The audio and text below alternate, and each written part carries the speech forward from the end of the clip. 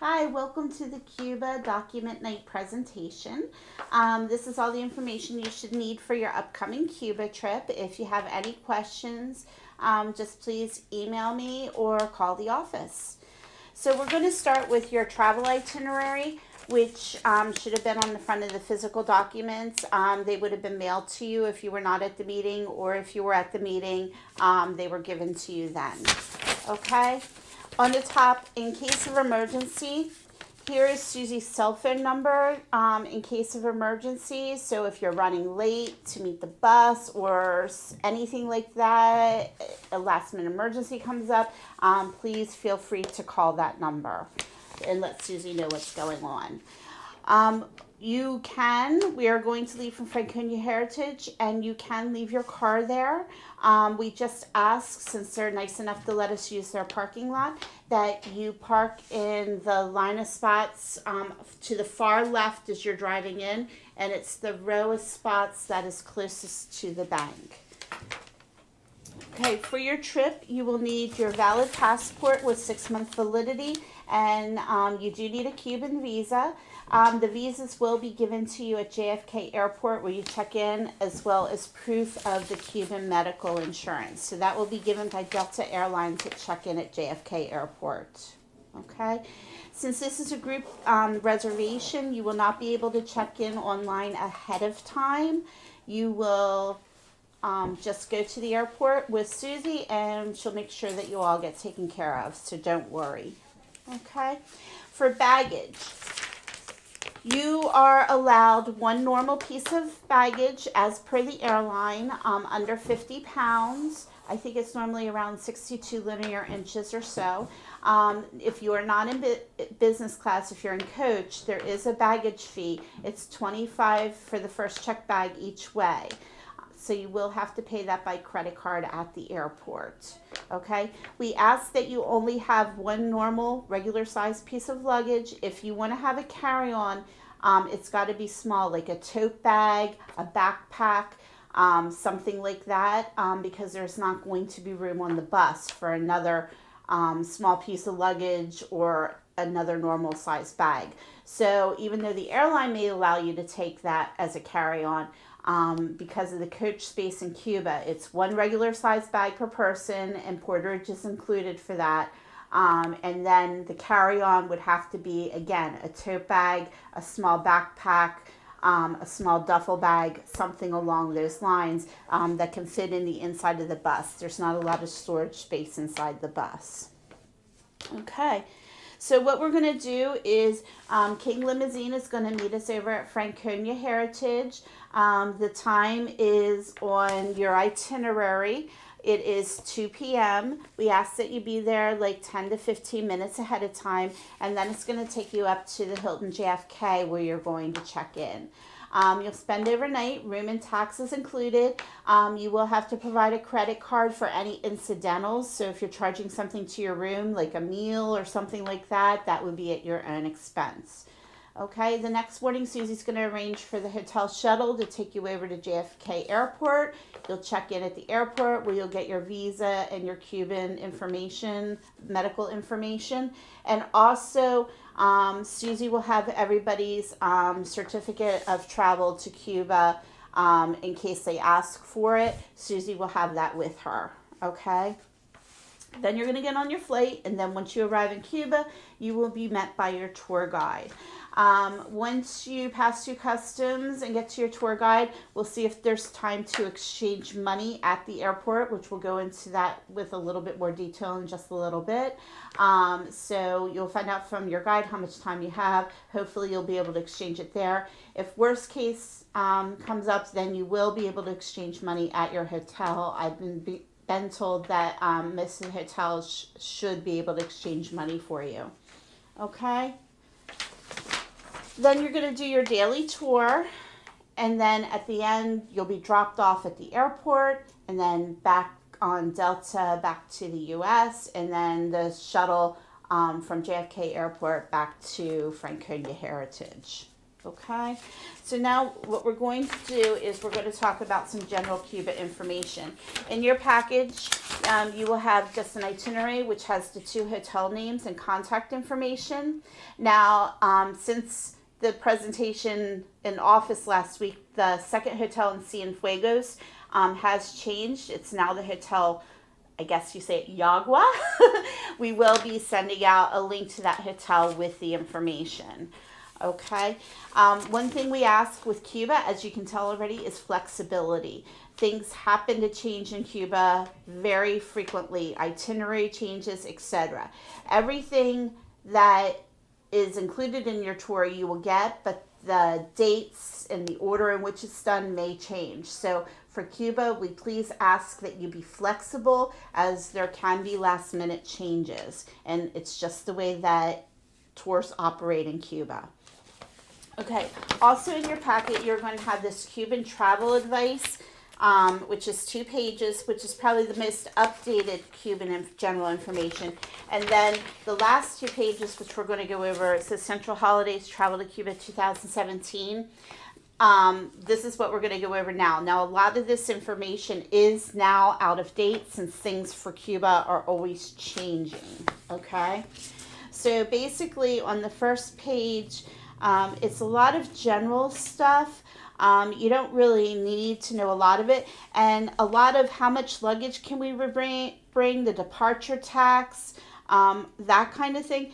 It's in reference to the charter flights, because you used to have to take a charter flight into Cuba before the American Airlines flew in. So none of that is pertinent to you. Your departure taxes are included. I explained what the luggage policy is. So when you're seeing on that first page in the Central Holidays Travel to Cuba 2017, do not worry about it. It is outdated information, or information for the charter flights only, which you are not on. Okay. Basically, and you don't have a Central Holidays tour manager, Suzi's going to be your tour manager, as well as then our Cuban tour guide, which you'll meet once you arrive in Havana. If we look at the second page, you do need a visa, and like I explained, that'll be given by Delta at the airport. Time zone, it's Eastern time zone. Opening hours for banks and shops. That is just general information. Tipping, all your tips are included for your tour guide and your drivers and porterage, so you do not need to worry about any of that. The only tips you may need is like for your dinners out, or if you take a taxi someplace on your own, or if you want to tip your maids. Normally a couple of dollars per person. Now you're going to want to convert that into Cuban money, as they don't normally take US dollars, which we're going to go into now. Okay, so basically there's 2 types of Cuban pesos. There's the cup, CUP, which is the peso for the Cuban people, and then there's the cook, CUC, which is what you will be using. That's for foreign travelers.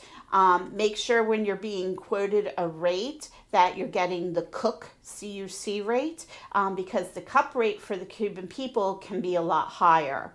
The cooks you can purchase at the airport, at the hotels, and your tour manager will be able to tell you what other places.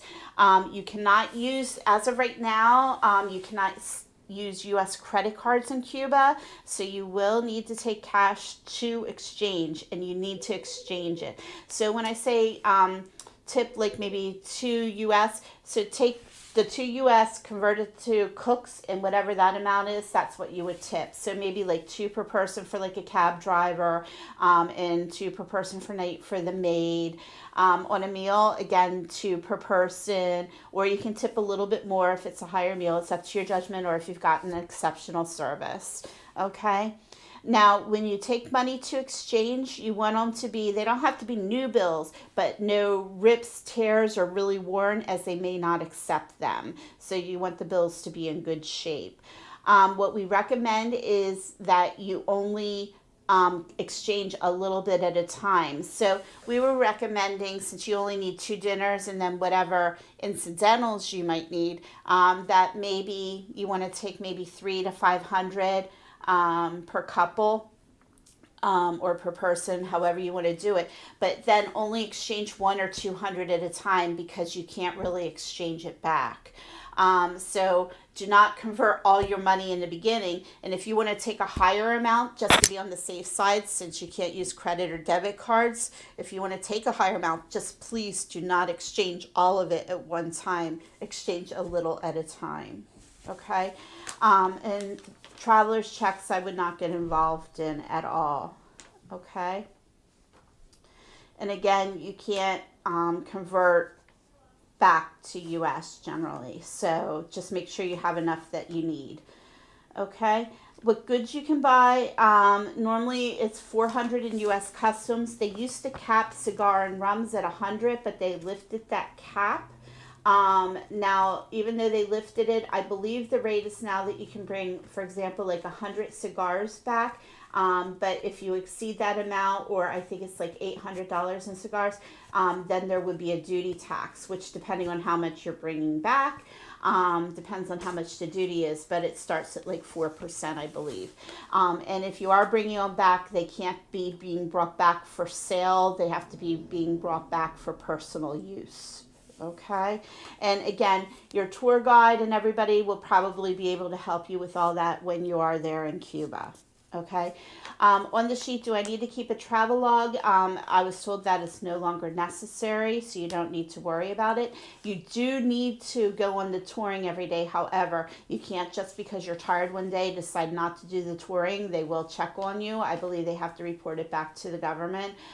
So unless you're deathly ill, you will have to do the daily sightseeing. And you have full day programs every day, but you do have a couple of nights free, and you might have free time here and there that maybe you can get to the beach or something like that. Okay.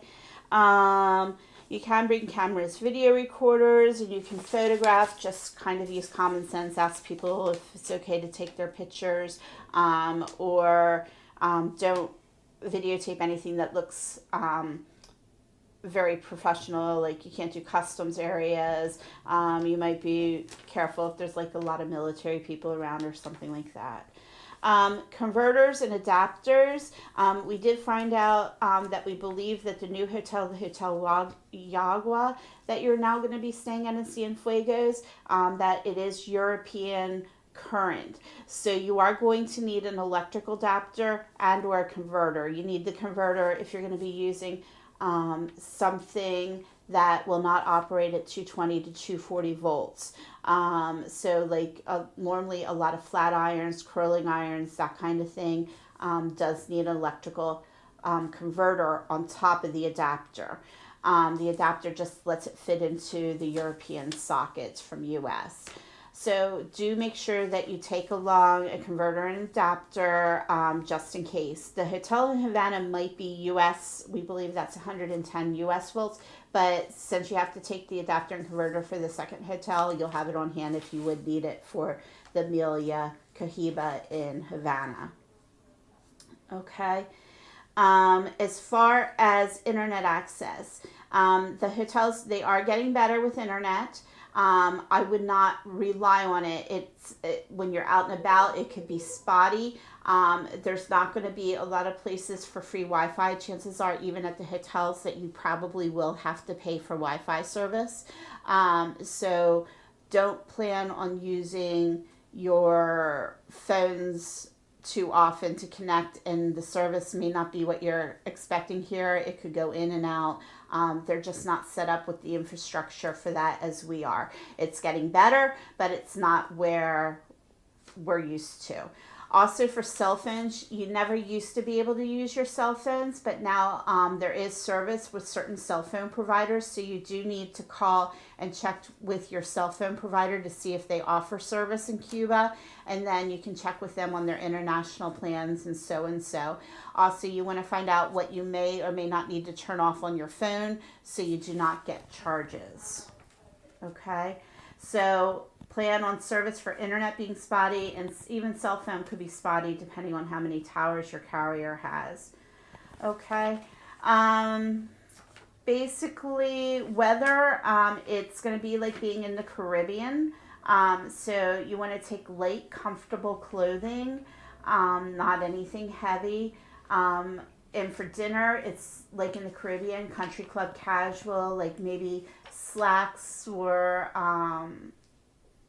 Bermuda shorts for men, not regular shorts. Women, capris, sundress, something along those lines.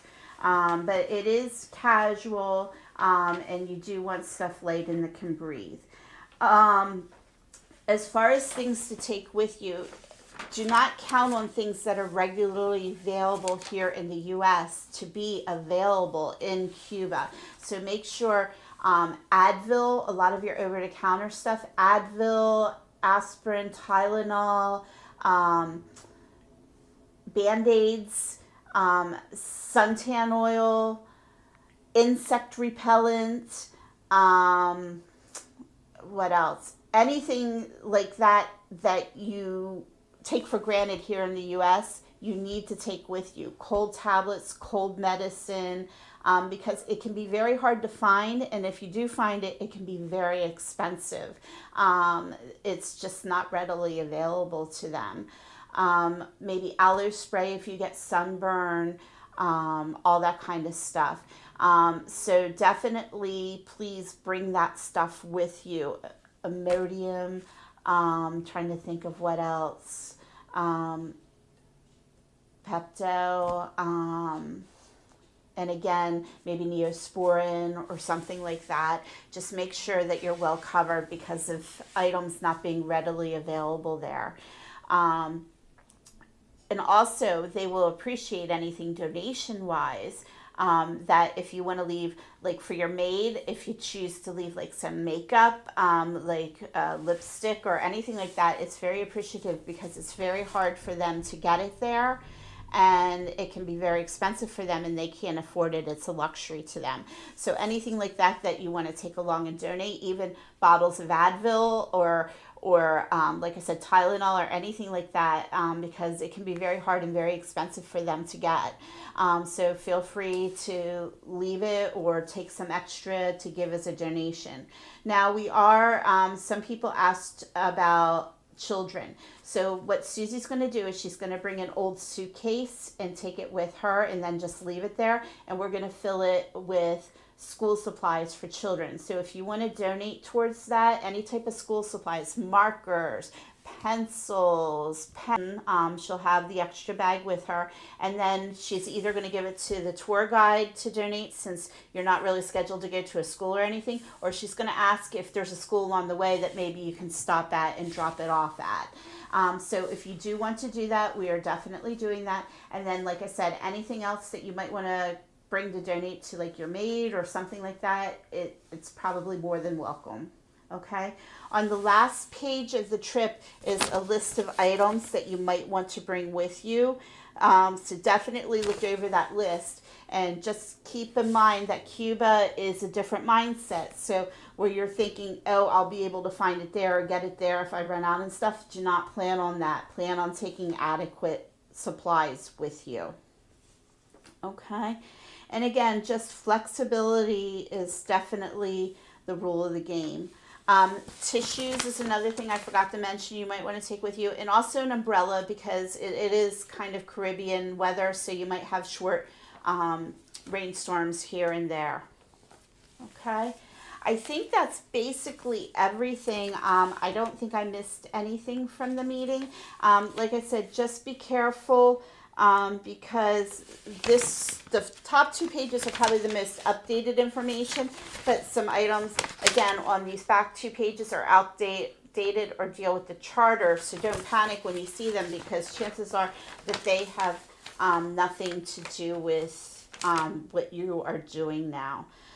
Just looking down, I think we've covered everything. So it's going to be a great trip. The Cuban people are amazing. It's going to be a great experience. So have a great time, and if you have any questions in the meantime, you know how to reach us. Thank you.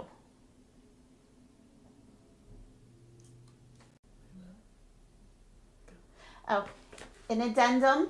I forgot to mention prescription drugs. If you do have prescription drugs, please do keep them in your normal bottle with the prescription, and make sure you have more than enough, not just enough, but more than enough for your trip, just in case we run into problems.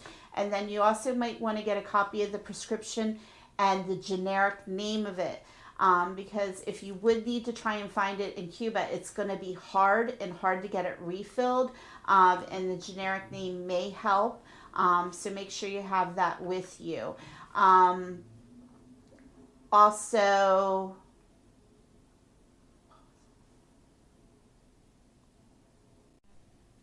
Also, you may want to, you should keep it in your carry-on so it doesn't get lost, because it will be a real problem getting them refilled or replaced in Cuba. Also, remember, no liquids or gels over 3 ounces are allowed in your carry-on, and they have to fit in a quart-sized Ziploc bag. Everything else has to go in to your checked baggage. Thank you. Sorry for the addendums, and have a great trip.